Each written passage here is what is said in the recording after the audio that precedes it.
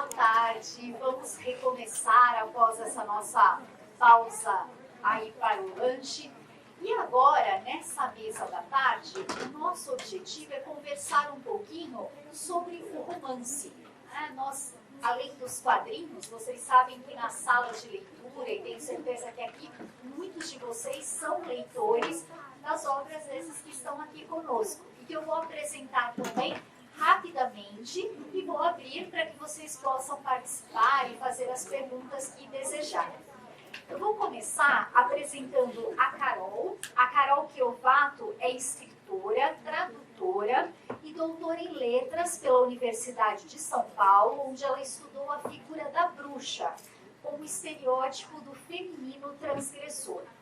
O seu romance de estreia foi a fantasia urbana chamada Porém Bruxa, vai ter sorteio dessa obra, e recebeu o prêmio Odisseia de Literatura Fantástica 2020 na categoria Narrativa Longa de Fantasia. E a sua novela de ficção foi finalista do prêmio Jabuti 2021 na categoria Romance de Entretenimento. Em 2022, a recente, publicou seu terceiro livro, que é Árvore Inexplicável, pela editora Suma. Então, muito obrigada, Carol. E eu tenho que dizer a vocês, para vocês aproveitarem a Carol ao máximo até às 14, porque a Carol vai dar um curso logo mais, então ela vai ter que sair um pouquinho antes de a mesa acabar, tá? Inclusive, peço desculpas por isso, mas encavalou. Imagina, Carol, a gente está muito feliz de ter você aqui, e aí a gente vai aproveitar a Carol antes que ela saia. Vou apresentar agora a Penélope. Penélope Martins é escritora e narradora de histórias. É advogada, pós-graduada em Direitos Humanos, e ainda bem que ela veio para a literatura. Dedica-se à formação de novos leitores desde 2006, produzindo conteúdo para o desenvolvimento contínuo de educadores e mediadores. Ela atua em projetos de fomento da palavra escrita e falada, e também colabora com a articulação de reflexões sobre a leitura literária com a Editora do Brasil e outras instituições. Ela participou de coletivos de mulheres com poesia autoral e é autora e curadora do projeto Mulheres que Leem Mulheres. Entre os seus livros estão Minha Vida Não é Cor-de-Rosa, que muitos de vocês devem conhecer, e Uma Boneca para Benitinha, também obra linda. Ambos ganhadores do Prêmio Biblioteca Nacional, e também a obra Ainda Assim Te Quero Bem, vencedora do Prêmio A Elige, e que também recebeu o selo de altamente recomendável pela Fundação Nacional do Livro Infantil e Juvenil. E agora, o Pedro Tavares, ele atua como escritor, jornalista e roteirista. Cursou a pós-graduação em Escrita Criativa no Instituto Veracruz e fez parte do curso livre de preparação do escritor da Casa das Rosas em 2019. Ele lançou de forma independente o seu primeiro livro em 2016, chamado Elaborações sobre Nada e Coisa Nenhuma, em parceria com Ivan Neri Cardoso. Em 2018, ele publicou as crônicas O Pedaço da Coxa de um Anjo, Aventura em Istambul, pela editora Incompleta. Em 2020, publicou Peças de um Dominó, romance juvenil premiado com o selo de altamente recomendável, também pela Fundação Nacional do Livro Infantil e Juvenil, e ele foi vencedor dos prêmios, do prêmio Melhor Livro Jovem e Escritor no prêmio da FN Lich em 2021. E também o livro ficou em segundo lugar no prêmio Biblioteca Nacional e foi incluído no catálogo internacional White Heavens, gente, que é um dos mais importantes prêmios que a gente tem na literatura infantil e juvenil. E o seu livro mais recente, que também é belíssimo, é A Catalogadora de Idosos, um romance juvenil que foi publicado pela SM. Então, eu gostaria muito de agradecer imensamente a vocês por estarem aqui conosco para conversar sobre essas obras que muitos de vocês conhecem, já leram dos espaços de leitura. E eu vou começar fazendo a primeira pergunta e depois eu já abro o microfone para vocês. Quando vocês eram jovens, são jovens ainda, mas um pouquinho menos jovens, tá? É que assim, olhando para essa plateia, a gente já não se sente tão jovem. Mas eu gostaria de saber como era a experiência de vocês com a leitura e quando é que vocês se descobriram escritores. Ok. Oi, gente. Bom dia, obrigada pelo convite de novo. Foi uma honra estar aqui conversando com vocês. Então, eu tinha fascínio por livros, assim, bem pequenininha. Eu fazia com folhas de sulfite, livros grampeados. Eu fazia uma capinha, eu desenhava e ilustrava exatamente igual aos livros de criança que eu tinha acesso. E a minha experiência de leitura era principalmente através de biblioteca, porque, enfim, na época eu não tinha muita grana para comprar livro, não era sempre que dava para ir em livraria e tal. Então, a experiência que eu tinha era na biblioteca da escola.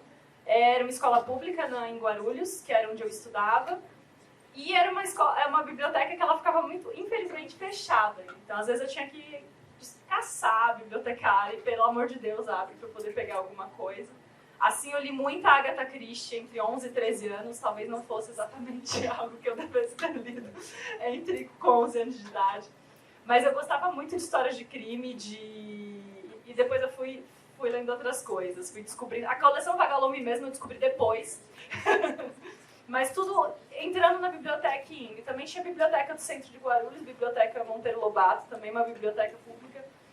E quando eu comecei a ficar maiorzinha e pegar ônibus, que eu era adolescente, eu vinha aqui. Então é muito legal ter tido essa experiência, eu trazia minha irmã também. Isso é o meu histórico de leitora. Depois que eu comecei a trabalhar, eu comecei a comprar livros, juntar dinheirinho ali. Não sou rica, sou irresponsável. Agora, como escritora, então eu tenho essa experiência de trabalhar. Eu fazia com folha de sulfite, os livrinhos, depois eu comecei a escrever em folha de fichário. Então, eu acho que a maior parte das pessoas jovens hoje em dia tem acesso a um computador, a um celular, pelo menos em São Paulo. Na minha época, não. Então eu escrevia à mão. Continuei escrevendo à mão e hoje, com o meu caderno aqui na bolsa, eu ainda escrevo à mão porque assim, eu adquiri esse hábito e eu percebi que isso pra mim, eu escrevo muito devagar à mão, mais do que no computador, e isso me faz pensar melhor na forma como eu vou escrever. Isso me ajuda muito a editar menos.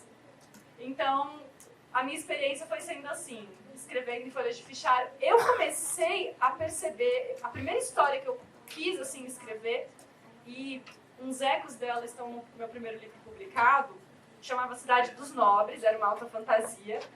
E eu comecei com 14 anos e ela era assim, era uma história original, mas meio fanfic de Harry Potter com o Senhor dos Anéis. Porque foi a minha primeira incursão à fantasia, que é o gênero que eu escrevo mais hoje. Até então eu escrevia só policial. Nossa, eu pego meus livros de criança, gente, assim, uns assassinatos sanguinolentos, assim, eu tinha 12 anos escrevendo aquilo. Incentivada pelo Pedro Bandeira também. Gosto muito da série dos caras e tal. Mas o primeiro livro que eu terminei e falei, nossa, eu quero ser escritora, eu quero publicar e eu quero, na medida do possível, trabalhar com isso. A gente sabe que no Brasil não é tão fácil trabalhar com isso, mas foi quando eu tinha 20 anos que eu terminei um primeiro original que eu falei, não, olha, isso daqui de repente vai. Mas eu demorei 10 anos para publicar meu primeiro livro a partir do momento que eu decidi. Foi uma excelente escolha da minha parte. Eu defenderei ela para sempre, porque eu tive tempo de aprender muita coisa sobre o mercado editorial nesse ínterim. Depois a gente pode conversar mais sobre isso, se vocês tiverem dúvidas. Tá bom. Funcionando isso aqui? Tá. Bom, eu era um péssimo leitor quando eu era jovem. Eu não lia muito.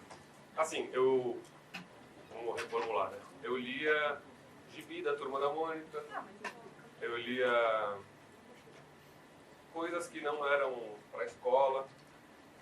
Eu acho que para a escola mesmo eu devo ter lido uns 2 livros, assim. Sei que é uma coisa ruim para falar para estudantes, mas é verdade. E aí eu comecei a criar o hábito de leitura mais ou menos quando eu tinha uns 18, 19 anos. Pode entrar, pessoal, não vai atrapalhar, não.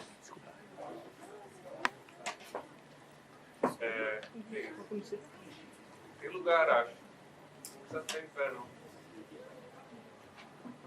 Bom, e aí eu comecei a ler bastante, porque eu sempre gostei de filmes e séries, e eu comecei a ler roteiro. Comecei a ler muito roteiro, eu gostava de jornalismo, comecei a ler jornalismo literário, comecei a me interessar por todas essas coisas. E aí que eu passei mais para literatura, romance e tal, contos. Só que eu sempre fui um leitor, apesar de não ler muito, eu sempre li crônica, muita crônica, quando eu era moleque. Meu pai lia jornal e ele separava as crônicas para mim sempre, e eu adorava. E foi o que eu comecei a escrever. Eu comecei escrevendo crônica, escrevo até hoje. E isso me deu, acho que, uma base boa, assim, de uma escrita mais livre. E a crônica é um gênero, né, um pouco mais solto e tal. E eu comecei a ver a literatura como uma coisa que eu poderia gostar. Porque antes, eu acho que eu tive contato com livros que eram um pouco... não eram da minha faixa etária, talvez eu peguei um livro errado uma hora, e aí eu comecei a pegar um bode, assim, de literatura e não gostar. E quando eu comecei a ler crônica, eu falei, pô, a literatura pode ser legal. E eu acho que foi mais ou menos por aí que, assim, eu nunca pensei em ser escritor e tal, mas eu sempre escrevi um pouquinho, tinha uns blogzinhos, quando começou os blogs e tal, mas de brincadeira mesmo. Depois, quando eu fiz 18, 19, aí que eu falei, pode ser, acho que eu levo um jeito pra isso. A gente precisa encontrar coisas que a gente leva jeito, né? É difícil. E aí, acho que foi mais ou menos por aí. Essa foi uma boa resposta? Sim. Vocês viram que ele começou não sendo um bom leitor, mas depois se transformou, né? Um bom exemplo, vai. É muito questão da gente encontrar o nosso lugar, né? Pra ler. Bom, gente, tá? Cuidado. Tem que estar perto de idade. Oi. Tá, oi. Tava verde, mas enfim. Boa tarde. Boa tarde. Tudo bom? É um prazer falar olhando para esses rostinhos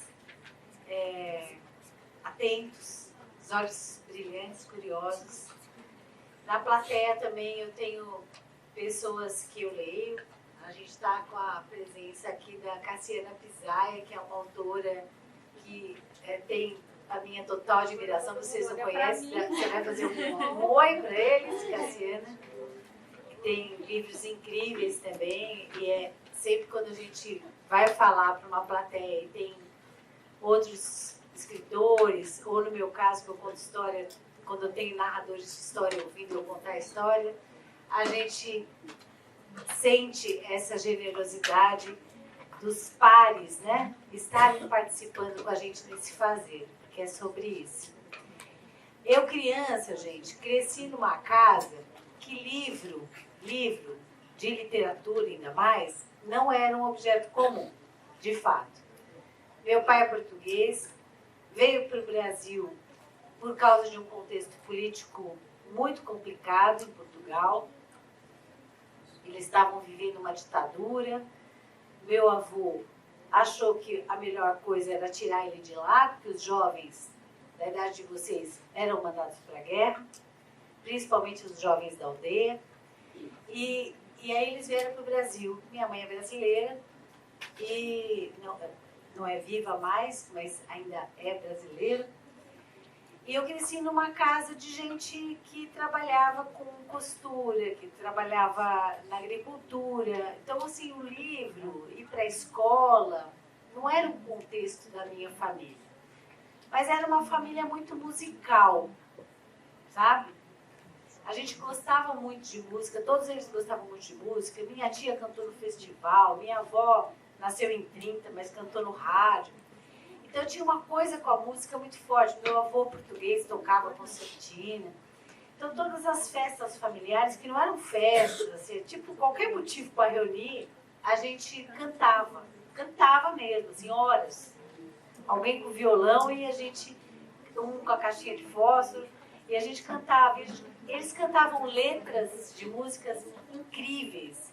E eu acho que eu fui educada a ler pelo ouvido, né? Ouvindo letras de canções que eram muito profundas, que nem sempre o vocabulário comunicava com aquele momento, com aquela idade que eu estava vivendo, mas que aquilo ficava dentro de mim. Então, quando eu fui para o livro, na escola, por conta de professores, né, que viram que eu tinha um interesse assim, pela palavra, escrita, falada, cantada, o livro para mim não foi esse lugar que as pessoas falam assim, é muito silencioso, é muito... Eu abria e começava a ler, e geralmente li em voz alta, gosto muito de ler em voz alta, e ler para mim trazia o barulho da minha família, que minha família é muito barulhenta, então trazia aquelas conversas, assim, ler para mim sempre foi isso, de trazer o som das pessoas. Talvez seja por isso que eu escreva coisas que são fáceis de ler, são fáceis de mastigar. Porque eu trago muito essa memória da história falada, da história contada. E, bom, não sou formada em letras, eu fui fazer faculdade de Direito, me formei em Direito. Fui a primeira na minha família a entrar na universidade. Minha avó me levou na feira, mostrou para todo mundo que eu tinha entrado na universidade, que eu era doutora. Minha avó falava, ela é doutora. Eu entrei na faculdade de Direito, minha avó é doutora. E fiz um percurso no Direito, advoguei durante muito tempo. E aí vocês se perguntam, mas por que foi largar o Direito, né, para fazer literatura? E aí, rapidamente, eu conto para vocês. Eu tenho 2 filhos, que o Fábio também está na plateia, e nós somos pais de um jovem rapaz de 22 anos e uma jovem de 17. E nós fomos pais por adoção. Então, assim, a gente estava trabalhando, a vida estava rolando, não sei o que, não tinha barriga nem nada, e pum, ligaram pra gente e nós fomos pais do André assim. É um susto mesmo, porque não tem aquele preparo, né? A gente estava inscrito lá numa fila, mas ligou, de repente, vai buscar uma criança. E essas adoções mudaram muito o meu ritmo de vida. Com a última adoção, que foi a da Clara, eu tive que me afastar um pouco do escritório de advocacia e, para não pirar, eu comecei a me dedicar mais à poesia. E aí eu me dediquei tanto à poesia que o direito foi ficando de lado, mas não tão de lado, porque eu acho que em toda a minha literatura, direitos humanos atravessa e faz parte, e não tem como falar em leitura se não falar em direito à leitura, em direito à escrita. Então, eu acho que continua sendo tudo misturado para mim. Excelente, eu vou abrir o microfone. Quem quer ser o primeiro ou a primeira? Penélope. Em suas obras, você frequentemente aborda tópicos pesados como assédio e abuso. Como você pessoalmente aborda esses temas em sua escrita? Você procura realismo ou prefere abordar uma leitura mais introspectiva ou metafórica? Bom, eu acho que assim, a gente pode até falar de assédio e violência sexual de maneira metafórica, mas é difícil fugir da realidade. Então, assim, em algum momento você vai ter que enfrentar a realidade. O livro Minha Vida Não é Cor-de-Rosa, embora seja um romance juvenil que especificamente a gente volta nesse tema, ele não é anterior ao livro Ao Que Culpa é Essa, por exemplo, que é um livro de poesia que eu lancei com a editora Patois. E, embora seja um livro destinado para o público adulto, tem poemas dele incluídos em livros didáticos, por exemplo, que são poemas que falam de assuntos assim, como tem no Minha Vida. Mas eu acho que falar da realidade, dá para falar da realidade até do que duro, com eu não sei se a palavra é com poesia, mas o que me motiva a falar dessas coisas é também procurar um rumo de esperança para transformar as situações, sabe? Falar de violência contra a mulher, ou falar de genocídio do povo originário, de genocídio do povo preto no Brasil, são temas que atravessam a nossa realidade todos os dias. Mas a gente tem que, enquanto escritora, quando a gente aborda essas questões, eu acho que a gente tem que procurar dentro da gente um caminho para apontar um futuro, né? Porque para que a gente lê? É para isso, né? A gente lê para se compreender, para olhar para a própria história e para desenhar um caminho novo. Então, talvez a minha potência de metáfora, o alívio que eu dou no texto, é a perspectiva de futuro. É o que a gente vai fazer com isso. Né? Eu acho que a personagem do Minha Vida Não é Cor-de-Rosa, ela conduz para esse sentido de o que eu vou fazer com a minha vida e com isso, com a vida de todos que me cercam com relação a esse assunto. Eu acho que aí está um pouquinho a dose de poesia. O resto é a realidade que a gente tem que lidar com ela mesmo. Né? Tem que lidar, não dá para fugir dela. Quem mais? Vou começar ali de cima e venho aqui, tá bom? Quem...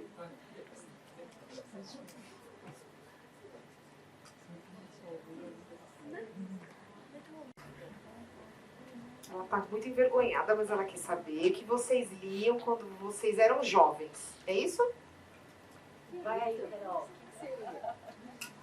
Oi, então. Posso recomendar? Não. Eu lia bastante Agatha Christie, E eu comecei a ler por causa de uma vez eu estava assistindo o Show do Milhão, que é um programa muito antigo de perguntas e respostas, e perguntaram como a Agatha Christie era conhecida, e a resposta era Dama do Crime. Eu achei isso muito legal. E eu fui para a biblioteca da escola e eu procurei, e realmente muitos crimes, assassinatos. E daí, isso era o que eu mais lia no começo, e daí eu fui procurando outras histórias policiais. Então, nisso eu cheguei no Conan Doyle, com as aventuras do Sherlock Holmes. Daí eu cheguei num outro que chama Georges Simenon, que tem um inspetor Maigret, que é um outro detetive. Não gostei muito. Mas eu continuei procurando mais policiais. Aí eu li muito Pedro Bandeira, eu adoro a série dos caras, a Droga do Amor, Droga da Obediência. Eu adorei o caso da borboleta Tília. Eu lembro quando a minha mãe falou esse título pela primeira vez, eu falei, ai, olha esse nome. E daí eu peguei, eu devorei a história. E depois, Harry Potter. Foi assim a minha entrada pra fantasia, inclusive... Qual que é a sua casa em Harry Potter? Ai, gente. Você é Grifinória? Não. Eu era nerdzinho, eu era da Corvinal. Hoje em dia eu fico meio de bode. Eu sou Corvinal. No teste, você é Corvinal? Eu era muito nerd. Não, manipula a teoria, nós provamos a teoria. Hoje em dia eu tenho meio bode de falar de Harry Potter por causa da postura da J.K. Rowling em redes sociais. Bastante bode, na verdade, mas, querendo ou não, ela foi a minha porta para começar a ler fantasia e para ler outros tipos de literatura, porque até então eu só lia policial, assim. Então é mais isso, e daí depois eu fui emendando uma coisa na outra, e eu tive os livros de vestibular que eu li, e daí alternar isso, assim. Alguns eu até gostei, mas eu demorei mais para gostar desses. Mas durante a adolescência eu fui procurando coisas parecidas com aquilo que eu gostava. Então eu descobria que alguém era parecido com aquele, daí eu ia atrás. E sei lá, gente, eu fui lendo 500 livros assim. Bom, como eu falei, eu comecei a ler crônica muito cedo. Eu adorava o Luciano Veríssimo. Adorava. Para jovem é excelente. Anedotas. Eu gostava muito do Rubem Braga também, que é um pouco não, acho que é bem diferente do Luciano Veríssimo. Mas eram autores que eu gostava quando eu era moleque. Minha irmã, que é mais velha que eu, tinha coleções assim, do Monteiro Lobato, do Ronald Dó, e aí eu li Matilda, Fantástica Fábrica de Chocolate, esses livros clássicos de criança eu li quando eu era mais moleque.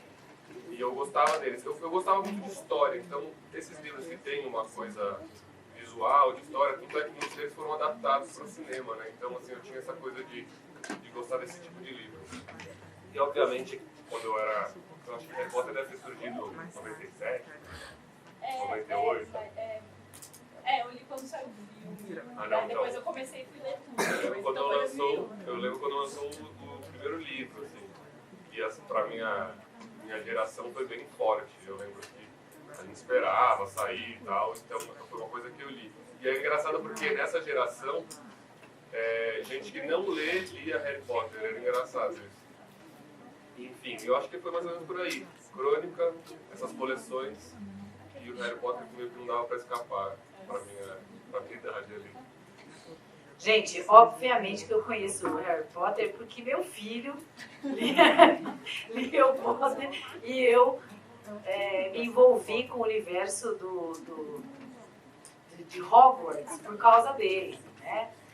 E tivemos todos que fazer o teste para saber a casa de cada um, para ver uma compatibilidade ali na família, né? A gente tem uma Sonserina em casa, 2 Grifinória e uma Corvinal, que sou eu. Tinha que ter um Corvinal, né? Para dar uma equilibrada. Mas eu gosto muito do boom que esse universo do Potter deu assim, na leitura, porque muita gente falava assim, jovem não lê. E aí os livros eram tipo 600 páginas, e o pessoal lia e esperava o próximo. Eu falava, bom, que lê. Talvez eles não leiam o que vocês querem que eles leiam. E aí isso é uma outra questão. Mas quando eu era adolescente, faz um pouco de tempo já, mas eu me lembro muito bem, porque alguns livros me acompanham até hoje, eu lia, eu também comecei com a Agatha Christie com 11 anos, assim, a ler essas coisas mais realistas, vamos dizer assim. Não por acaso fui fazer direito, né? Mas não advoguei no crime. Mas eu li muito, foi muito meu parceiro de adolescência, Caio Fernando Abreu. E um livro em especial dele, Os Dragões Não Conhecem o Paraíso, que é um livro também que tem, eu acho, uma pegada da crônica, porque a crônica sempre me interessou. E você vai ver como me interessou a crônica, porque o meu outro livro favorito de cabeceira, assim, que não podia sair de perto de mim, foi A Disciplina do Amor, da Lígia Fagundes Telles, que também é um livro de crônica. A Disciplina do Amor, da Lígia Fagundes, eu cheguei a acreditar que era o único exemplar. Eu achava assim, que ninguém tinha aquele livro. Porque eu perguntava para as pessoas, você já leu esse livro? Ninguém conhecia. Então eu cheguei à conclusão brilhante de que aquele livro tinha um exemplar e que esse exemplar era meu, né? E eu fui recomendando para as minhas amigas, que não leram, obviamente, mas eu tenho uma amiga que é a única que restou da minha adolescência, que é minha amiga até hoje, que leu. Por isso que ela continua minha amiga até hoje. E a Lígia Fagundes, ela foi tão fundamental, esse livro dela foi tão fundamental para mim, Diana, que quando ela faleceu, eu peguei o livro na estante, Fábio se lembra disso, abri e li em casa. E eu não vou ter dificuldade de falar para vocês, que foi reler o começo desse livro com os meus filhos já, e perceber que naquela primeira crônica, Gil, que está ali, que é o meu editor, ela termina a crônica dizendo, tudo passa sobre a terra. E fala para o gato que entrou pela janela, você também passará? E o Minha Vida Não é Cor-de-Rosa é muito conhecido por uma história que eu conto no meio que diz, isto também passará. Fazia tempo que eu não relia o A Disciplina do Amor, e no dia do falecimento da Lígia, me dei conta do que ela tinha me dado. Ela me deu a melhor história do meu livro. Então, a leitura que eu fiz lá na minha adolescência me acompanha muito fortemente até hoje. Foi muito estruturante para mim. O Caio Fernando Abreu, que era denso, ele me deu tantos diálogos, eu conversava com ele. A Lígia, imensa. Esse livro que ela fez para mim foi incrível, me deu a mão várias vezes, tanto é que ele ficava realmente, de fato, sempre perto de mim. E recentemente, o último exemplar que eu tinha, eu dei para uma leitora, porque a gente ficou conversando no final de uma palestra, e ela ficou tão envolvida com aquela história que eu estava contando da Lígia, os olhinhos dela brilhavam, que eu dei o meu exemplar para ela de presente, estou precisando repor, inclusive. Mas é isso, assim, o que a gente lê agora, nessa fase de vocês, é o que vai ficar muito forte. Não é à toa que a Carol escreve fantasia, que vem com ela da adolescência, que Pedro traz essa coisa da crônica. É estruturante a fase que vocês estão vivendo agora. O que vocês escolherem tem muito a ver com a personalidade de vocês, com certeza.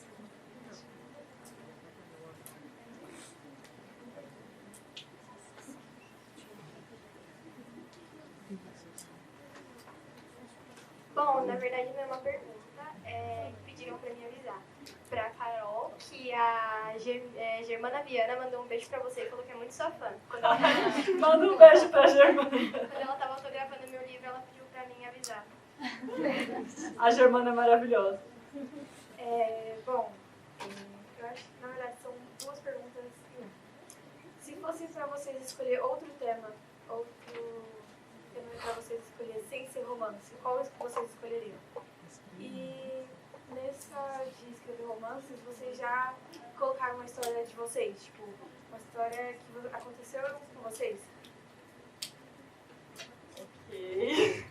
Obrigada pela pergunta. Então, eu tô pensando no romance enquanto gênero literário, enquanto forma de prosa, uma história longa. Embora os meus livros tenham migalhas de romance. Na verdade, eu vou ser morta na rua se não lançar o Porém Bruxa 2 depois, porque os protagonistas não se beijam no primeiro livro. Fui ameaçada de morte. É um gancho. Mas eu fico brincando que, apesar de eu escrever fantasia e ficção científica, eu fico escrevendo autoficção também. Porque muitas das coisas que eu escrevo, e eu dou uma roupagem, eu ponho uma roupinha de fantasia, uma roupinha mágica ali, mas são histórias que eu vi, ou que eu vivi, ou que aconteceu. O Porém Bruxa, por exemplo, ele é muito reconhecível para as pessoas que leem, porque é uma história policial, ela é estruturada como uma história policial, é uma bruxa que é protagonista, e ela investiga crimes sobrenaturais em São Paulo. Só que boa parte desses crimes que ela investiga são crimes que eu tirei de jornal. Então, eu dou um viés sobrenatural para eles, e assim, tem algumas questões da vida dela, que são questões da vida das mulheres, a questão que a Penélope estava falando ali. Então, assim, algumas são experiências minhas, algumas são experiências de pessoas que eu conheço, algumas são experiências tiradas de jornal. É um livro que trabalha muito com intolerância religiosa, que também a minha vida inteira eu vendo isso acontecer sai muito em jornal, né, algumas situações aí bem fortes. Por exemplo, teve um incêndio uns anos atrás no prédio no centro de São Paulo, que ele é uma cena muito importante pro livro. Eu pus um prédio no centro de São Paulo que enfim, cai porque depois de um incêndio. Então, assim, são coisas que me impactam enquanto espectadora, algumas outras na minha vida, porque eu acho que a fantasia, algumas pessoas acusam os gêneros fantásticos de serem escapistas, o que eu acho que eles podem ser. Eu não vejo um problema neles serem escapistas, porque afinal de contas, quem quer estar nesse mundo em alguns momentos, né? Mas eu acho que a fantasia também, ela é uma ferramenta muito boa para a gente falar do que a gente está vivendo. E às vezes criar um distanciamento para falar de alguns assuntos que são um pouco dolorosos. Né? Então, quando a gente cria um viés mágico, um viés sobrenatural, a gente, na verdade, está falando dos nossos problemas, porque, afinal de contas, se não fosse relacionado, a gente não ia entender. Se não tivesse nenhuma relação com a nossa vida, a gente só não ia entender o que está acontecendo. Então, eu poderia dar alguns exemplos da história, mas aí ia ser meio spoiler. Mas, assim, algumas das situações que a Isis vive no dia a dia, isso não é spoiler, porque é da vida dela mesmo. Ela tá lá pensando no caso, muito difícil, ela sofre um assédio na rua. Tem bastante menina aqui, eu não sei com qual idade vocês começaram a receber cantada na rua. Eu não vou pôr em xeque, porque eu tenho certeza que se não todas, quase todas sofreram algum tipo de atenção desagradável da audiência masculina que está circulando na rua. Isso me ofende de uma maneira muito grave, porque assim, você parece que você não tem direito ao espaço público. Você não tem direito de existir, de estar numa calçada de boinha andando. Então, a personagem, ela tá lá, existindo, investigando um crime, um demônio, não sei o quê, e, tipo, um cara se sente no direito de cantar lá no meio da rua. Isso foi engraçado porque meu editor, ele falou, nossa, mas precisa disso, Deu? Precisa. Tem uma cena que ela tá na delegacia e eu não pus ela sofrendo assédio de presos. E o meu editor virou e falou, nossa, mas por que não? Eu falei, porque a população carcerária, ela já é muito desumanizada na mídia, eles já não são vistos como gente e as pessoas já esperam violência dentro de um ambiente de presídio, de delegacia. Agora, a violência que a gente sofre todo santo dia quando põe o pé pra fora de casa, essa a gente não fala muito, ou então fala, mas as pessoas acham que é pouco, que passa, a gente ignora, né? Então, eu pus e foi desagradável, e algumas pessoas que leem acham desagradável. Spoiler, era para ser desagradável, né? Enfim. Então, sim, algumas coisas são bem pequenas, outras são coisas estruturantes das histórias, nos outros livros também. O Árvore Inexplicável é um livro que eu tenho uma protagonista que mora em Guarulhos, que trabalha em São Paulo, na Zona Sul, que vai estudar na USP, e ela pega muito trânsito, e às vezes a marmita dela azeda, às vezes ela passa o cartão e, tipo, transação não aceita. Às vezes, então, assim, são coisas que eu passei na minha vida não muito agradáveis. Trem lotado, aquele que você tira o pé do chão e não põe de volta, bem, bem chato, mas enfim. Essas coisas do dia a dia eu vou misturar com um cenário mágico. Então, é a forma que eu encontrei. Bom, a primeira pergunta era sobre romance, né? Você falou em relação ao gênero literário, no caso. Eu acho que eu escrevo mais ou menos tudo que eu leio, assim. Eu não costumo ler muito poesia, então eu não escrevo poesia, mas de resto eu escrevo conto, crônica, romance, escrevo roteiro, né, como eu disse, escrevo não ficção. E sobre essa coisa de se colocar experiências pessoais, eu acho que é bem comum, e pelo menos pra mim é meio que sempre assim que acontece. O meu livro Peças de um Dominó é sobre a morte do meu pai, e foi um trabalho difícil assim de se colocar como personagem, de tentar fazer esse balanço entre o que é real e o que é importante num livro de literatura, porque de certa forma, enfim, obviamente você vai trazer elementos que são reais, uma história real, só que se você não lapidar isso de uma forma literária, em uma história, eu acho que pode acabar azedando. Então esse foi um trabalho que eu tentei fazer de me colocar como personagem, colocar meu pai como personagem, os restos dos elementos, que obviamente nem tudo é real, tem muita coisa inventada e tal, então é até um jogo divertido de fazer, isso aqui aconteceu, mas isso aqui não é tão interessante pro livro, eu acho que eu vou mudar e vai ser outra coisa, e tudo bem, eu não sei explicar e tal. E nesse livro eu não coloquei nome em nenhum personagem, então é uma história absolutamente universal, assim, eu acho, né? Não querendo ser prepotente, mas eu tentei fazer uma história que todo mundo lesse e se colocasse no lugar dos personagens.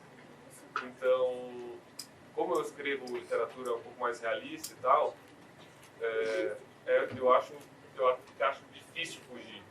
E mesmo quando é fantástico e tal, é difícil fugir, porque você vai escrever a partir das suas experiências. Não tem como você ser outra pessoa. Você pode até escrever sobre, sei lá, uma vaca alienígena, só que ela vai fazer coisas que você já fez ou que você experienciou. Então, pelo menos para mim, assim, na minha escrita, esse é uma constante. No meu último livro também é sobre um adolescente de 14 anos que passa as férias numa casa de repouso para idosos. E eu acho que essa adolescente tem muita coisa minha também. Então, assim, você vai emprestando características suas e vivências e etc. Vai criando história. Eu acho que o divertido é isso mesmo. Bom, eu sou como Pedro. Eu acho que tudo que eu leio, eu também gosto de escrever. Tudo que me chama a atenção como leitora nos gêneros literários, eu fico com vontade de experimentar. Mas eu não esperava esse negócio de escrever assim, romance juvenil. Foi uma entrada realmente de surpresa para mim, né? Foi uma provocação do Gil. O Gil, para quem não conhece, já devem ter conhecido, né? O Gil está aqui, ele está ali, ó, ele é mestrando do programa da PUC. E ele é editor da Editora do Brasil, tem feito uma grande virada no catálogo dessa uma editora antiga, tem 80 anos essa editora. 80 anos. Mais velha do que eu, viu, gente? E ele tem feito uma grande virada, valorizando a literatura nacional e mudando assim, as temáticas, as abordagens. E aí ele me convidou para escrever um romance juvenil que falasse sobre feminismo. E aí falar sobre feminismo sem ser aquela coisa de fazer uma panfletagem, mas também tinha, né, eu lembro quando eu lancei o livro, eu tenho um amigo meu, escritor, que ele falou para mim, pô, mas no meio do livro ela fala um pouco mais assim sobre o que é feminismo. Eu falei, então, mas tem que falar, né, porque é um assunto que não está esclarecido para todas as pessoas. Tanto é que tem gente que fala que feminismo é a mesma coisa que machismo, só que ao contrário. Então, assim, a gente escuta coisas assim, né? Então, assim, me interessa escrever gêneros diferentes, o romance é um deles, só é um jeito de contar a história, pode ser romance, pode ser novela. E sendo realidade, a realidade me interessa muito, gente, eu acho a realidade fantástica, maravilhosa, por vezes bizarra. Tem tanto de literatura fantástica e maravilhosa na vida real também. Então, assim, eu sinceramente já não consigo separar muito se é a boneca que fala, como a menininha, que é a boneca que fala, ou se é o político escroto que escoa recurso da educação para um buraco que a gente não sabe qual que é. Então, assim, o que é a realidade, o que é a fantasia, né? Então, separar, como a Carol falou assim, a fantasia, para muita gente fala, fantasia te aliena da realidade. Não, a fantasia, ela dialoga o tempo todo com a realidade. O tempo todo. A gente precisa de respiros, inclusive. Às vezes, respiros que tornam possível a gente olhar de longe a realidade e pensar sobre ela, sabe? Às vezes, vestindo a roupa de uma bruxa, você consegue dar um respiro para falar, bom, como é que eu vou transitar por essa cidade, por essa realidade que eu vivo? Então, vestir a fantasia é importante, não é à toa. A gente é o país que a festa popular mais famosa é o carnaval. Então, nós somos o país do realismo mágico. A gente precisa da fantasia para dizer as coisas, a gente precisa das alegorias. Então, é uma grande bobagem, inclusive para o universo adulto, quando as pessoas falam, não, mas isso é fantasia demais. Não, os adultos precisam ler muita fantasia, porque vão ficando chatos, vão ficando insuportáveis. Sabe? Vão ficando rançosos, ficam sem esperança. Você vai em debate literário, às vezes, com escritores que escrevem só para adulto, o troço é rançoso, sabe? É rançoso porque você fala, tem jeito, é sem perspectiva, isso aqui nunca vai melhorar. Então, vai para dentro de casa, fecha a porta e não sai mais. Tem que melhorar. A motivação da gente de escrever é ser lido. Se você pensa que você vai ser lido, então você pensa que você está travando um diálogo. É justamente para melhorar a vida da gente. Porque, no final das contas, tudo é sobre realidade. Tudo é sobre realidade. É como lidar com a realidade. Seja com bruxas, com meninos que vão parar dentro de casas asilares para contar histórias, ou com avós que costuram bonecas e que que essas bonecas aprendem a falar. São várias maneiras de falar sobre a realidade. Duas perguntas. Quando vocês eram pequenos, quem eram os escritores preferidos de vocês? E quantos anos vocês são escritores? Oi, obrigada. Ó, gente, essa vai ser minha última pergunta, que depois eu vou ter que sair. Então, eu comecei a escrever quando eu fui alfabetizada. Então, tipo, eu me escrevia muito para me divertir, como eu falei no meu papelzinho grampeado ali em forma de livrinho. Então, eu tinha, tipo, uns 7, 8 anos. Aí, a primeira história que eu falei, não, eu quero escrever uma história longa, foi com 14. A primeira história que eu achei que era publicável foi com 20. A primeira que eu publiquei foi com 29. Então, longo percurso. Meus escritores preferidos, como eu falei, eram a Agatha Christie, durante muito tempo. A J.K. Rowling, durante muito tempo, assim, 20 anos, até ela começar a falar bobagem no Twitter.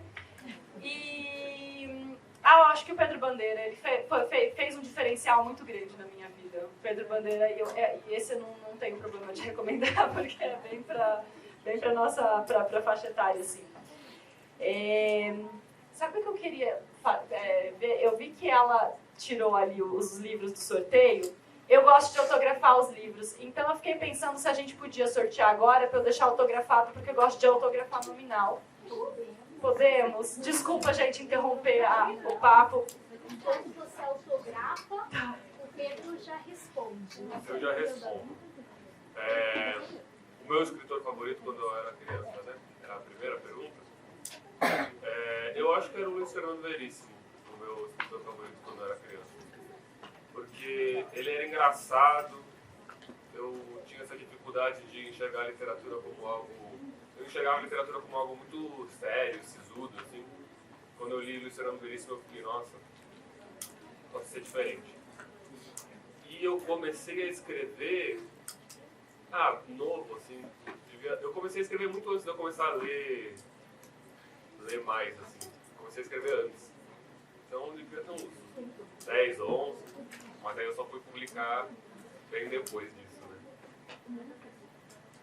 Bom, eu também já falei que a Lígia Fagundes Telles escreveu para mim, então a gente tem uma relação íntima para outras vidas. O Caio Fernando Abreu também, que eu tive o prazer de conhecer. Foi o primeiro escritor que eu conheci, foi o Caio Fernando Abreu, eu tinha 17 anos. E fui numa Bienal em São Paulo, ele estava sentado sozinho, de bom humor, que era... Eu tenho amigos que conviveram com ele, disse que foi um episódio, né, realmente, ele estava de muito bom humor. Ele autografou o livro para mim de maneira irônica, assim, fez uma dedicatória muito irônica, porque a escrita do Caio é bem densa, mas ele sempre tem aquelas provocações irônicas. Ironia é um negócio que eu gosto bastante. Se eu fosse ler, assim, hoje, além dos colegas que estão aqui, que eu já quero ler o que eles escreveram, já adoro velhinhas e velhinhos em histórias, Pedro, já fico pensando no livro do Pedro aqui. E bruxas também, eu amo bruxas. Aí eu vou ter que ler os que eles escreveram. Mas se eu fosse ler hoje com 13, 14 anos, eu acho que eu leria o Tiago de Melandrade, que escreveu comigo a Minitinho. Esse livro aqui, Uma Boneca para Minitinho. Ele tem um livro, inclusive, de crônicas com a Editora do Brasil, que se chama Como Subir em Árvores, que eu adoro, que são curtinhos, é uma delícia de livro. E eu acho, sinceramente, que é um escritor que reúne características que me interessam muito até hoje. Ele consegue falar de coisas muito profundas com um deboche, sabe? Com um deboche. Agora, a realidade, particularmente, gente, já me interessava, porque ler a Lígia Fagundes Telles, que é uma autora que escreveu sempre sobre a realidade. Ler o Caio Fernando Abreu também faz com que até hoje eu seja uma leitora que gosta de ler esse lugar da realidade, nem que seja distópica. Eu falei para vocês que a Cassiana Pisaia estava aqui. Ela tem livros incríveis. Se eu fosse vocês, eu procurava. Uma série que está na Editora do Brasil, que é Laila, Menina Síria, Malaika e o Haiti de Egean. São 3 livros incríveis, breves. São novelas? São categorizados como novelas? São novelas? São livros breves, curtos, narrativas curtas que você fica o tempo todo, vai da primeira à última página sem parar. E Cassiana escreveu um que se chama Terra Apagada, que também é belíssimo, que é distópico pra caramba, é difícil de escrever. Eu acho que talvez seja uma das coisas, ao meu ver, mais difíceis de criar é a distopia. Então, assim, tem muita gente boa. Aliás, Brasil, gente, faz bonito. A gente tem escritores e escritoras que mandam muito bem. Muito bem. A gente tem que se apropriar do que é da gente. Porque, olha, a gente tem escritores, assim, que fazem... A gente só não é conhecido no mundo inteiro porque a gente não tem uma indústria cultural que impulsione isso. Porque a gente faz muito bonito na literatura. Gente, eu vou fazer o sorteio. Tô aqui, ó. Eu vou fazer o sorteio, então. O primeiro é o Porém Bruxa, né? Número 47. Ó, vocês estão aí na fila, vocês não vão. 47. 47? E o outro livro é o número 8. Ah, ganhou. Você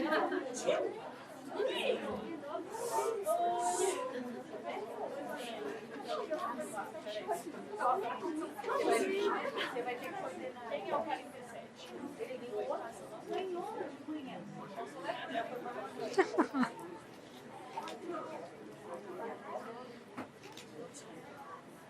Pessoal, vamos combinar de aí depois a gente pega o autógrafo com a Carol, senão a gente não vai deixá-la chegar no compromisso a Eu tempo. volto depois que acabar a minha aula, daí eu autografo todo mundo. Isso, tá bom? Assim a Carol não chega atrasada também. E vejam que maravilha, daqui a pouquinho a gente vai ter mais sorteio do livro da Cassiana. Aí já vamos dar o convite para fazer a leitura. Muito bem, vamos continuar então com as perguntas. Ademir, vamos passar para ela, que aqui quem levantou o primeiro e nós ainda não conseguimos ouvir. Tá. Tchau, gente. Tchau, você.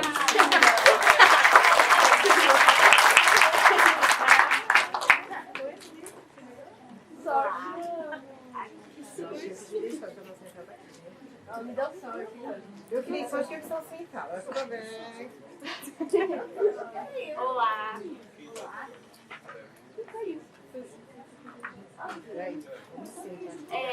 Então, eu queria saber da obra que vocês fizeram, a própria obra de vocês, qual o livro favorito de vocês mesmos fizeram? Porque aí eu já vou anotando aqui pra ler também.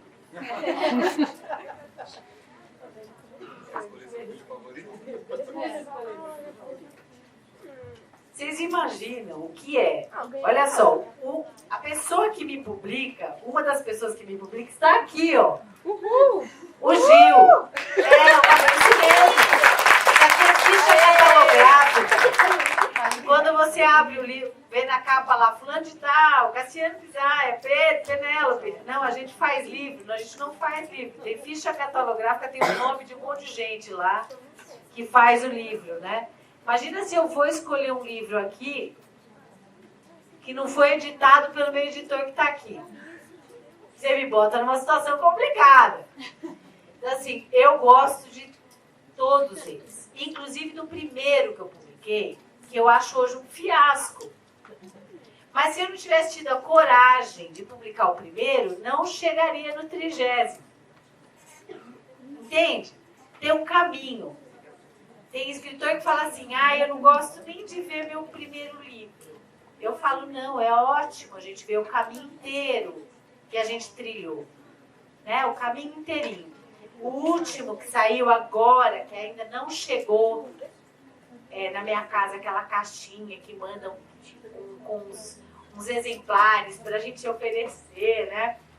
Mas eu consegui um exemplar assim meio que roubado, né? Mas foi uma coisa consensual. É esse aqui, o Pés Descalços, também publicado pela Editora do Brasil. E o Pés Descalços foi um livro que eu fiz durante meses na minha cabeça. Acontece. Eu fui escrevendo na minha cabeça.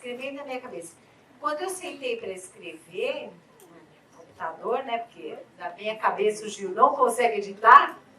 Inclusive, eu falava para ele, a história já está na minha cabeça. Ele então passa, né, para o Word.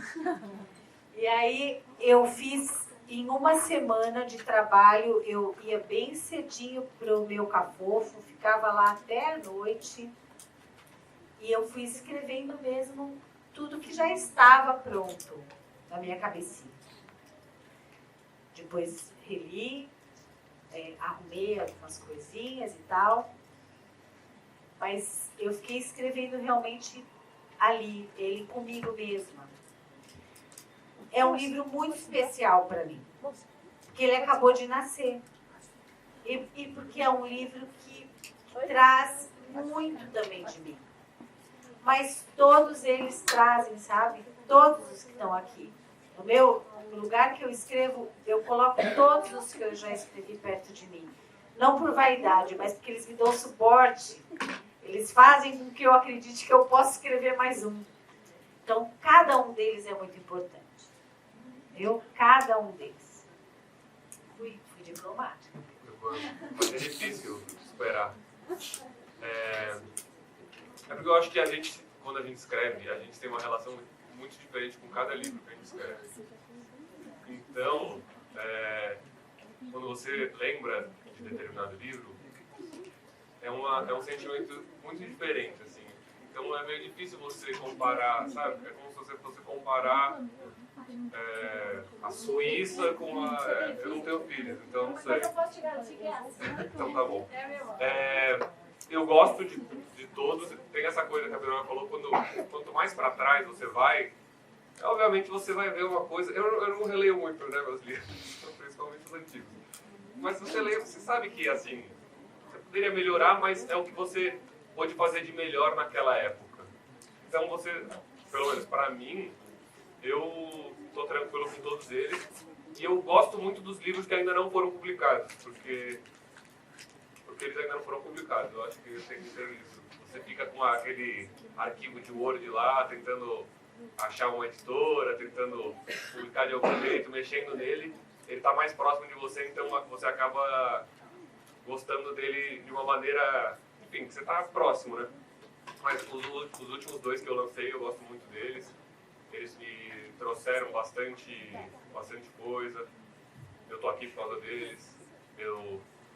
Enfim, venderam bem. Conheci gente.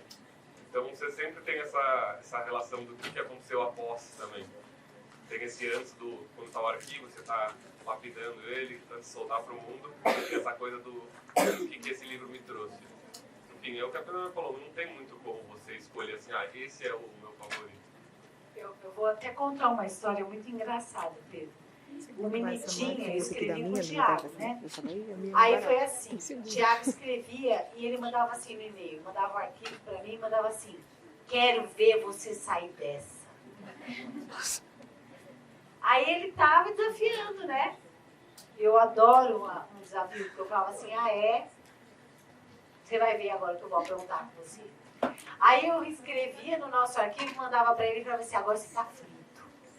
E a gente escreveu o livro inteiro trocando e-mails assim. Até hoje, quando a gente fala do livro, a gente fala, quem é que pegou quem?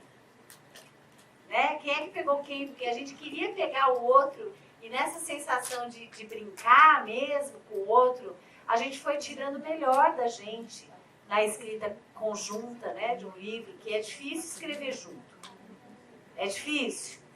Mas a gente foi tentando tirar o melhor da gente. Então, assim, esse processo que o Pedro falou é verdade. A gente tem uma história com aquele livro. E eu também não leio depois que publicou. Não leio. Porque se eu achar alguma coisa errada, eu sou do signo de Virgem, é uma praga. Se eu achar um negócio errado ou que eu não goste, eu vou me decepcionar. Então eu pego a capa assim e falo assim, ó, que bonito. Tá lindo. Já fui em escola que o povo falou assim, ai, eu adoro essa passagem do livro que você fala assim, assim. Eu falei isso, né? Porque as coisas vão passando mesmo. Eu não releio, não fico com aquela coisa assim que o povo... Tem gente que vai em debate, abre o livro, lê trecho, essa ode assim, a própria obra. Eu não faço, mas eu prometo para vocês que no próximo encontro eu vou trazer livro do Pedro para ler o livro dele, que aí vai ser divertido.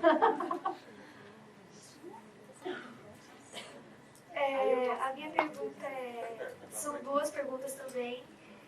Como surgiu a ideia de criar o primeiro livro? E a minha amiga também quer fazer uma pergunta. Quais são os processos para criar um livro? E ela que criou esse... Ela que criou o quê? O logo. Ah, parabéns, qual é seu nome? Camila, parabéns, Camila. Uma salva de palmas.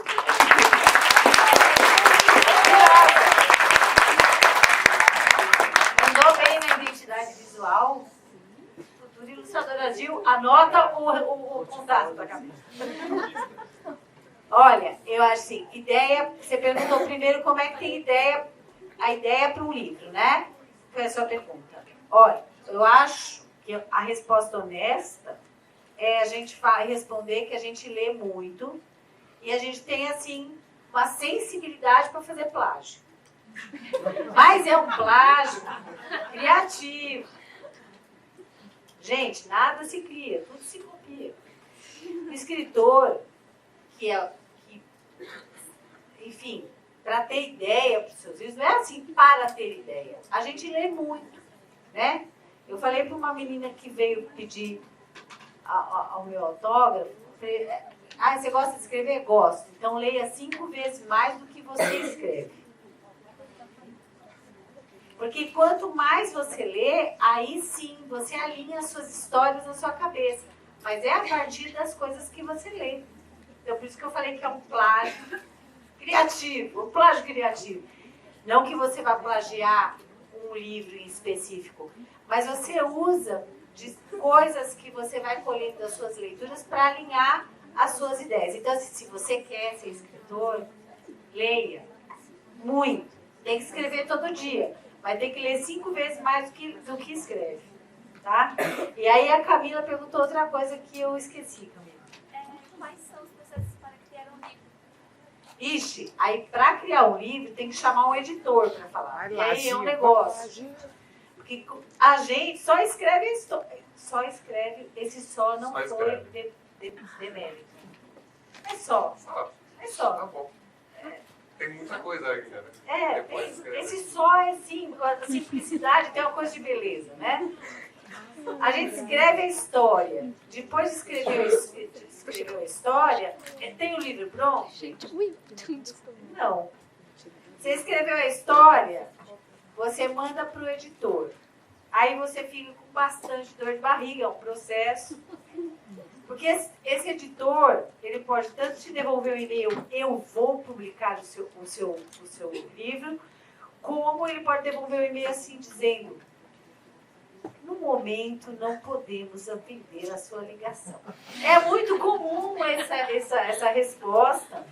Essa resposta é muito comum, principalmente quando a gente começa a tentar publicar. A gente recebe várias dessas, a gente vai colecionando, né? Ou nem recebe. Ou nem recebe, ou não recebe, né? E para defender os editores, eu vou dizer que eles recebem tipo 100 originais por semana, sei lá quanto. Então, às vezes, não dá para responder mesmo. Às vezes eu escuto escritores que falam assim, eu fico doido da vida que o cara não me responde. Eu falo, mas o cara tá com 400 e-mails para responder. Né?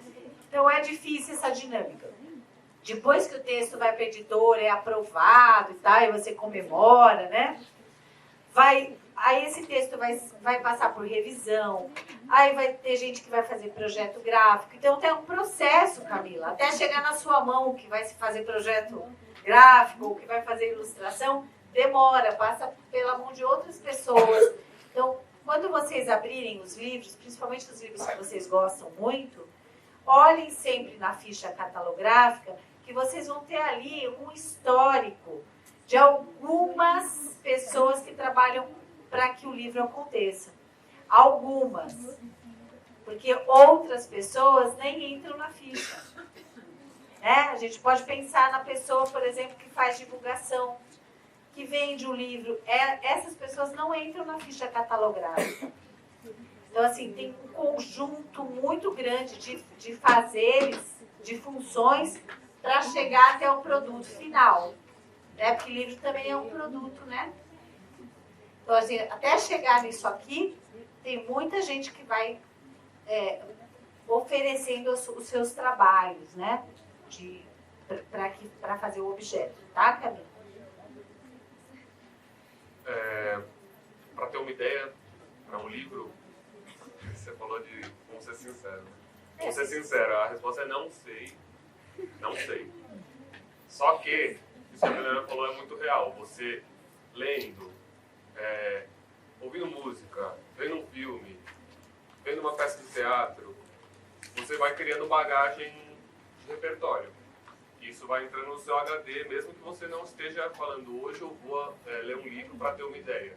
Isso vai entrando no seu HD, você vai criando isso. E às vezes você pode ter uma ideia de um livro no dia que você pegou o metrô para ir na feira, sei lá. E aí você tem uma ideia de um livro. Então, assim, você criar esse repertório é o que vai ser importante para você ter um clique que às vezes vai surgir. Obviamente, às vezes, eu quero escrever um livro, eu vou sentar, sobre o que eu vou escrever? Vou escrever sobre uma menina que vai para a praia. Enfim, aí você vai anotando. Tem vários jeitos de você surgir com uma ideia.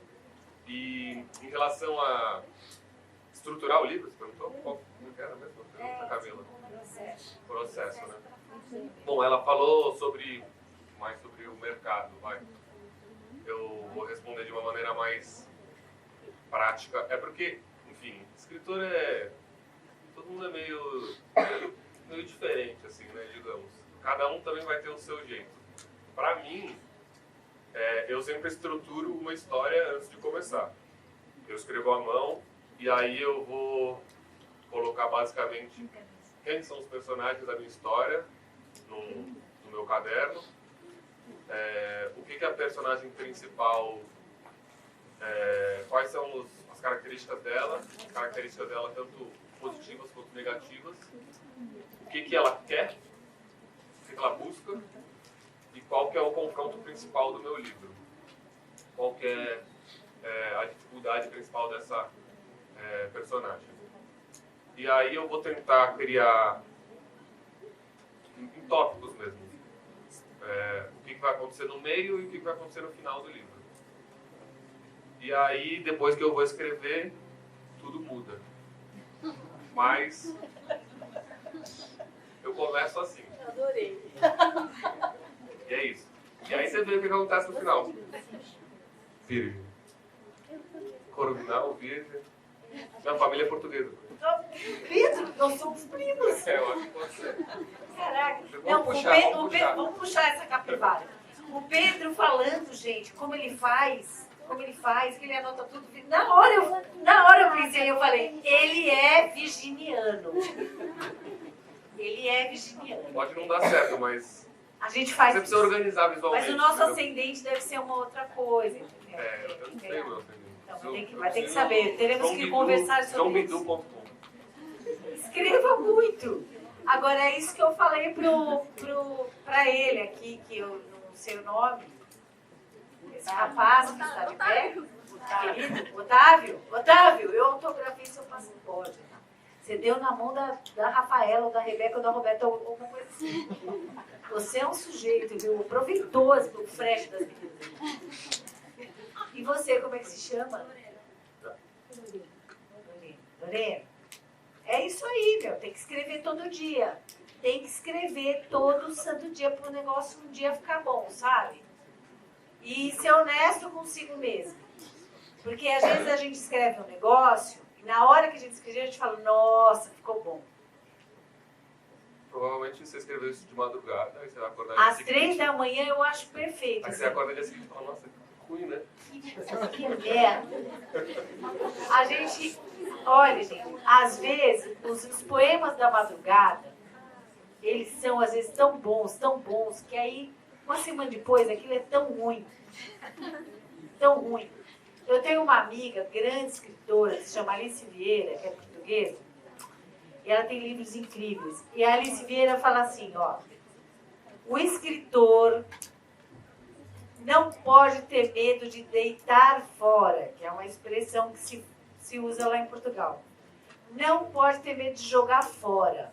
Eu conheço gente que fica guardando arquivos no Arco da Velha. Ai, vai que um dia eu uso isso numa história, meu filho. Eu jogo essa porcaria fora. Continue lendo mais. É como o Pedro disse, está tudo ali na tua cabeça. Se tiver que voltar, esse tema, ou esse cenário, ele vai voltar. Agora, a gente não pode ter apego, principalmente com coisa ruim, achando que a gente é genial, porque não é genial. Não é genial, gente. A espécie se protege, olha para a natureza.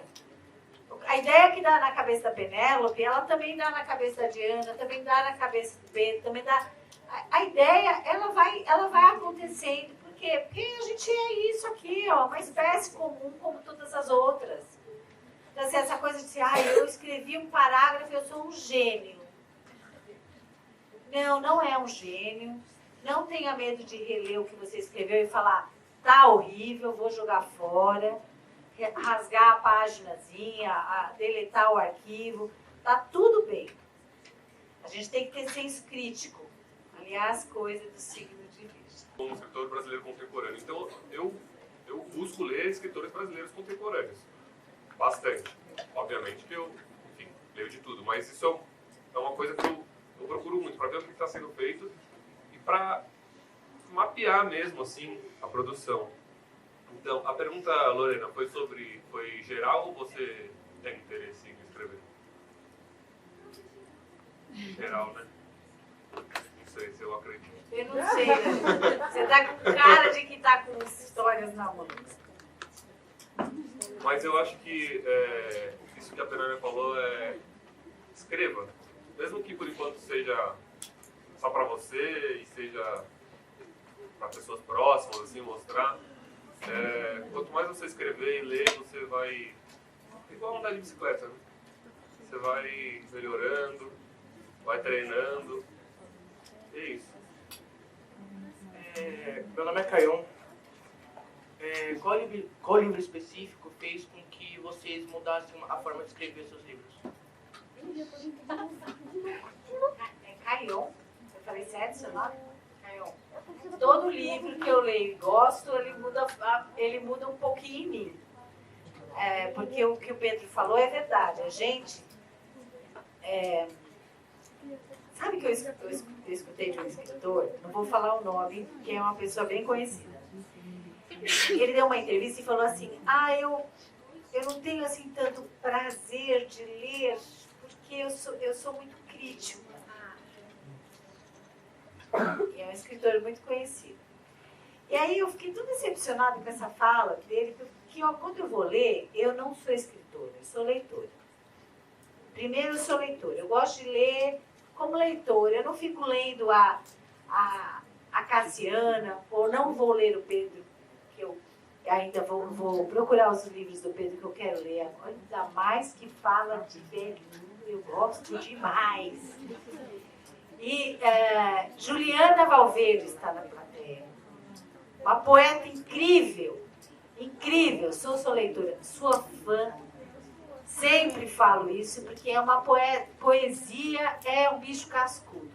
Fazer poesia bem, olha, quem gosta de ler poesia, procure os livros da Juliana Valverde. Que poeta! Que poeta!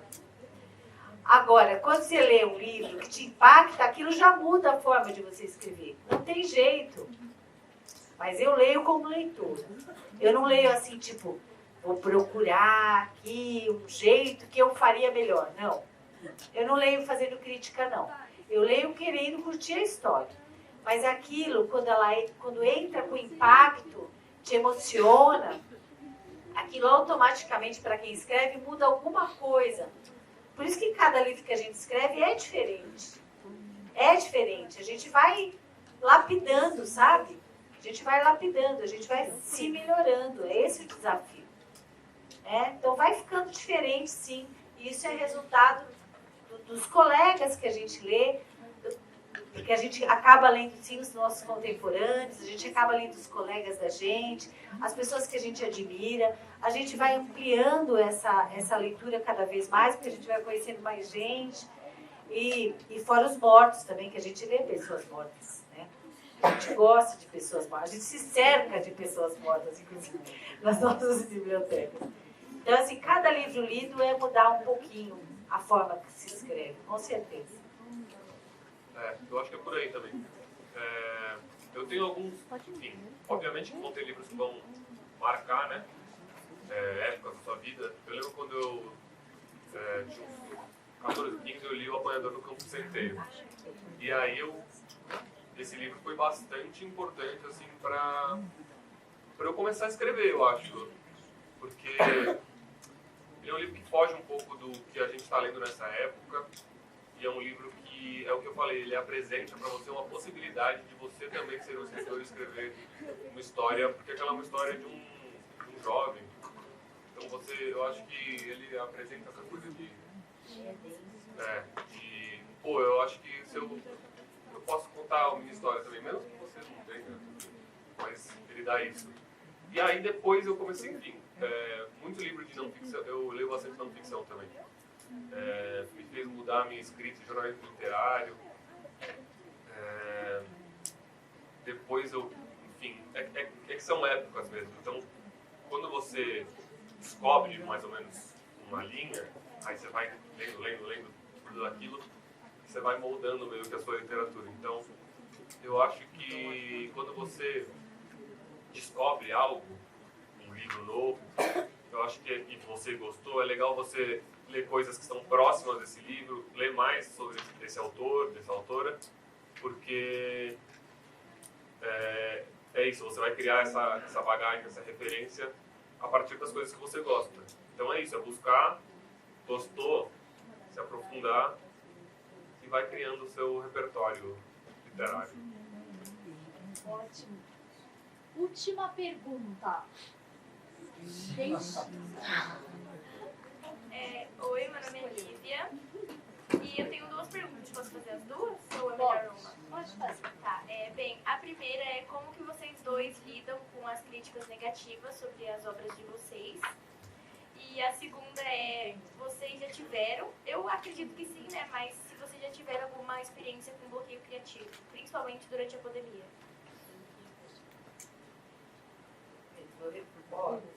Primeiro, crítica. Eu aprendi com a Pablo Vittar. Como lidar com críticas. Tá? Vou reproduzir, mas já dei a fonte. Ela respondeu o seguinte: eu recebo 600 mensagens de amor, uma de ódio. Quem é que eu vou responder? A de amor. Se eu não tenho tempo para responder a 600, eu vou responder a uma pessoa que me mandou que me odeia? Desculpa, querida, não tenho tempo para essa pessoa. Então, eu acho que basicamente é isso, né?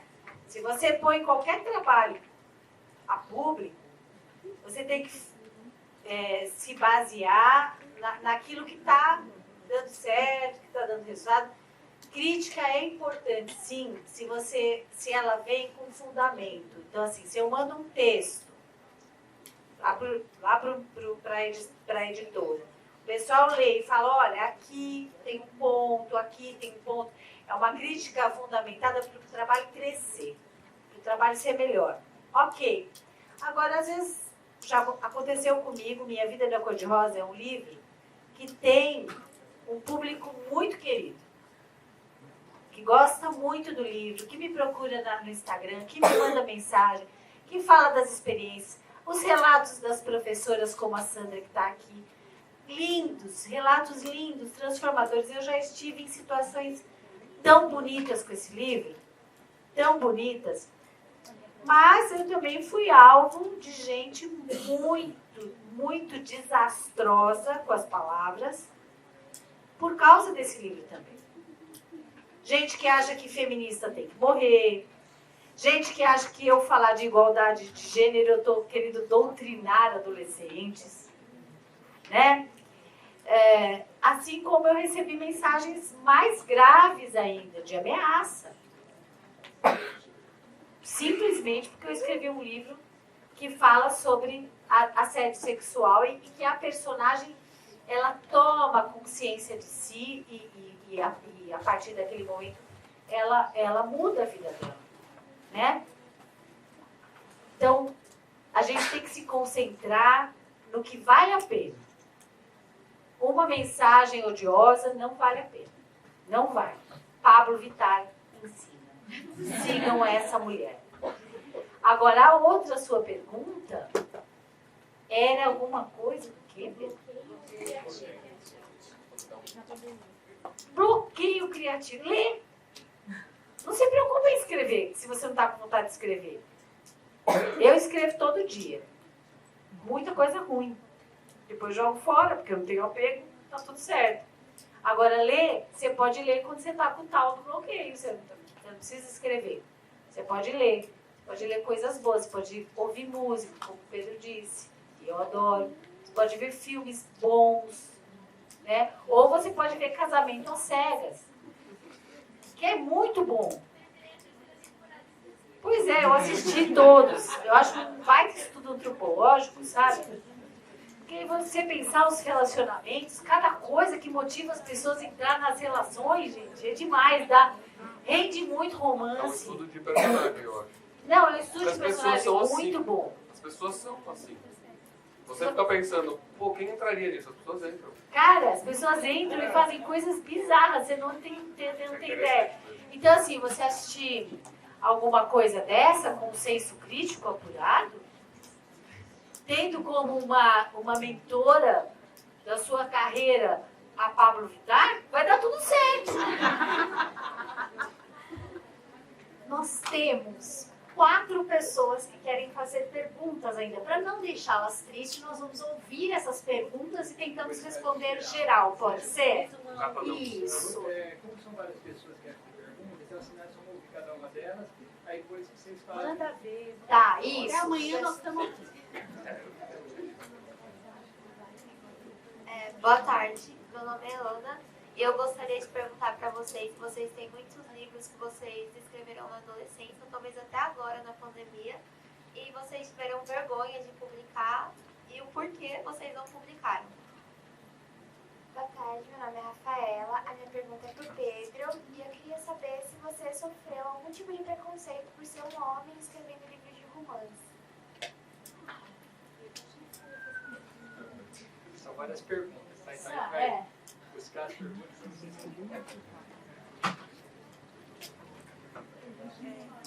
Meu nome é Gabriele e eu queria perguntar qual a inspiração que inspirou você, o que foi que inspirou vocês a escreverem romance?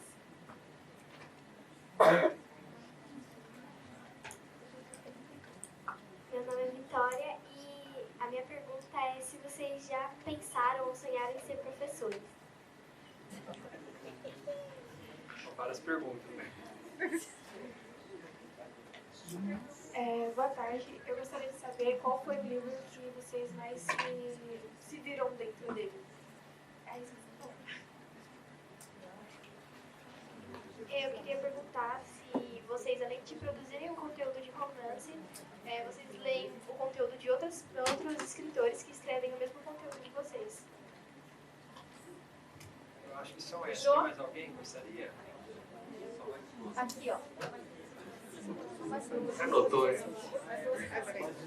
Então deixa ela aí fazer a pergunta enquanto você abre. Oi. Oi, meu nome é Alice. Eu queria fazer uma pergunta. Como que você se inspirou para ser escritor? Oi, meu nome é Ingrid. Eu queria saber se em algum momento da vida de vocês pensaram que não era para vocês ser escritores, que, sabe, pensar em desistir. Oi, meu nome é Carlos e quais são suas próprias obras favoritas?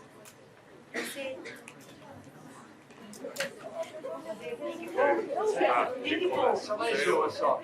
Não, você começa com ela vai. Só mais uma. Ping-pong. Vai ser ping-pong. Só mais uma, vai. Boa tarde, eu queria perguntar se quando vocês vão escrever o conteúdo do livro tem algum assunto tabu, assim, que vocês não gostam de falar. Ping-pong. Tá bom. Você sofreu Ping-pong, preconceito por escrever romance? Então, é engraçado porque tem muito... Enfim. É rápido, ping-pong. É porque eu preciso contextualizar. Não, mas para. É assim, ó, pá, sofreu ou não sofreu? Não. Então pronto, acabou. Era o que ela queria. Não, mas é porque eu acho que a gente precisa dividir também a coisa do gênero literário romance e do um livro sobre relacionamentos amorosos. Mas tem relacionamentos amorosos nos seus livros? Então, não. No último não tem. Não tem, pô. No último tem um casamento. Tem ou não tem? Não, no último tem um casamento. Então pronto, tem até um casamento. E ele não, fala só que que não tem amor. é isso. Enfim. Não, a resposta é não. Só que eu também tinha, quando a gente começa a escrever, a gente vai escrevendo sem saber, né? Ah, o que é isso? Um romance, uma novela, um conto? Deixa pro editor Em definir. relação ao gênero literário, enfim, o romance é um gênero literário com uma história um pouco mais longa. No caso da temática ser relacionamentos amorosos, não é algo que eu costumo escrever, mas eu não tenho nenhum problema em escrever sobre isso e tem relacionamentos nas minhas histórias e tal. Tem muito mais quando eu escrevo roteiro, porque eu também trabalho com roteirista. Mas enfim, não, eu acho que... Não que eu saiba também. Às vezes sim, né? Pelas costas. A outra pergunta... Mas no caso dela... não, eu vou lembrar. Outra pergunta. Não sei, talvez o manual seja melhor. Não vai estar falando. Carlos, da frente perguntou... Mas ele foi uma pergunta que a gente já respondeu, né? Qual que era? Tá. Livros favoritos. Ela é... Lígia Fagundes Próximo. Responde pro Luiz, responde pro Luiz. Será que não é aqui, ó? Ela não consegue escolher porque ela gosta de todas. Obrigada. Todas. O Pedro já me conhece.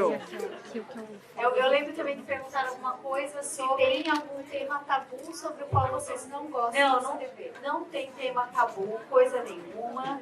A única coisa que sejamos honestos, devo alertar o seguinte. Ontem eu escrevi uma coluna para o blog da editora, que chama-se Livríssimo. Aliás, aproveitem para ler, vai ser publicado. Porque eu escolhi falar da Alice Osman, vocês devem conhecer quem é a Alice Osman, né? Que é a autora do Heartstopper. Aí, a Alice Osman tem uma coisa muito curiosa, Pedro, na Alice Osman. Ela nasceu no dia 16. Isso é curioso. Ela nasceu no dia 16, dia 16. Você nasceu em que dia? Você nasceu dia 20, eu nasci dia 1. Ela nasceu dia 16. Só que ela nasceu dia 16 de outubro. Certo? E a Jane Austen nasceu no dia 16. Só que de dezembro. Isso é muito curioso. Porque a Alice Osman adora a Jane Austen. E o Heartstopper, os personagens trazem muito da atmosfera da Jane Austen. E os adolescentes que estão apaixonados pela Alice Osman estão descobrindo a Jane Austen. Apesar do Heartstopper trazer outras questões tabus. Né? Ela não tem tabu para falar de sexualidade e tal, papapá. Agora, quem escreve, esse negócio do dia 16, do signo, vocês descubram lá no texto que eu escrevi, que tá bem rocambolesco. E eu descobri que eu sou uma astróloga infalível, porque eu descobri o ascendente da Jane Austen sem saber. E depois eu fui pesquisar e era verdade. Foi incrível. E o da Osmond também. Eu chutei e acertei. Eu coloquei no texto. Uma coisa incrível. Mas descobri pra nada. Não, eu coloquei no texto, era esse o objetivo. Mas olha só, gente, tabu a gente pode não ter, mas quando a gente escreve um livro que vai passar por um processo de ser lido na escola, a gente não tem tabu, mas a escola tem. Então, no Minha Vida Não é Cor-de-Rosa tem uma cena muito bonita de um beijo. E eu fui em vários lugares falar sobre esse livro, e em um deles, uma leitora falou para mim, elas se beijam ou não se beijam? E eu falei para ela assim, elas se beijam? Eu respondi, elas se beijam? Ela falou, para mim elas se beijam. Eu falei, então tá bom. Agora, se a gente esmiuçar essa relação, o livro muitas vezes não entra na escola. E nesse caso, entrou, furou, entende? E atingiu essa leitora num lugar que ela precisava ter. Ela precisava se sentir naquela narrativa. E foi aquela cena do beijo, um tanto nebulosa, que fez com que ela entendesse que o livro também era para ela, era sobre ela. Então, a gente pode não ter medo de escrever sobre tabus, minha querida. Mas muitas vezes a gente tem que furar o bloqueio. E às vezes furar o bloqueio significa colocar coisas estrategicamente, né, em lugares que a gente sabe que o livro vai entrar e que aquele assunto está ali e que às vezes passou despercebido. A outra pergunta, Eu não decorei. Vocês já pensaram em ser professores? Era outra pergunta. Pô, diante de você, eu nem posso. Eu nunca pensei, eu já dei algumas oficinas, sério? Sério. Já dei algumas oficinas literárias, mas professora, assim, sala de aula, nunca. E não penso, mas também, não sabe. Meu primeiro emprego foi numa escola de educação infantil. Eu tinha 15 anos, trabalhei na escola, amava aquilo, adorava. Aí entrei na faculdade de Direito e fui trabalhar no Estado como professora eventual. Amava de paixão dar aula. Me formei em Direito, me pós-graduei, fui dar aula na universidade como professora de, enfim, as disciplinas, eu nem vou falar aqui para vocês não se assustarem, mas dei aula no curso de Direito também. Adoro sala de aula, adoro, mas não tenho a elegância de certas pessoas, assim, né, que sabem conduzir. Eu sou muito debochada, aí eu falo coisas, às vezes, fora de hora. Mas é o jeito que eu sou, né, Pedro? Mas eu quero o ascendente em peixes. E eu lembro agora da última pergunta. Se vocês em algum momento pensaram em desistir? Jamais desista. Gostei, achei bonito. Lógico, todo mundo pensa em desistir sempre. Não, Pedro. Não, mas pensar não é desistir, pensar é pensar. A pessoa pode pensar. Pensou, mas passou. Você pensa e você supera. Superar é bonito demais. É isso. Gente, claro, você estuda de manhã ou de tarde? Que horas você acorda? 6. Você não pensa em desistir todo dia? Claro que não, pô. Claro que não. Claro que você pensa. Não.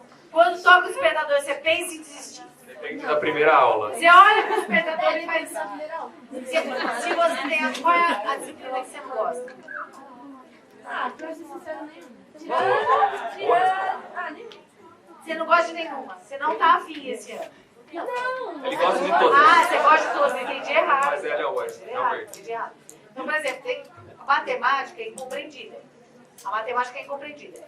Muita gente, quando toca o despertador, a primeira aula de matemática, a pessoa fala assim, Vamos supor segunda que eu tenho 2 de matemática. Pois é. Depende do professor.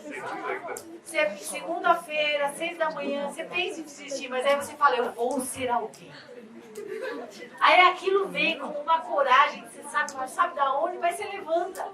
A gente é assim a vida inteira. Eu também, eu chego na minha casa, eu tenho 2 filhos para sujar a pia. A coragem vem e eu solto um grito, venham lavar a louça. Tem que vir essa coragem, entendeu? Senão a gente não vive, gente. Tem que vir. Bom, pro teu filho, a minha louça é só eu faço. Bom, pessoal, que gostoso estar aqui com vocês. Acho que também poderíamos continuar, porque perguntas não nos faltam, mas precisamos encerrar. Então eu queria pedir uma salva de palmas para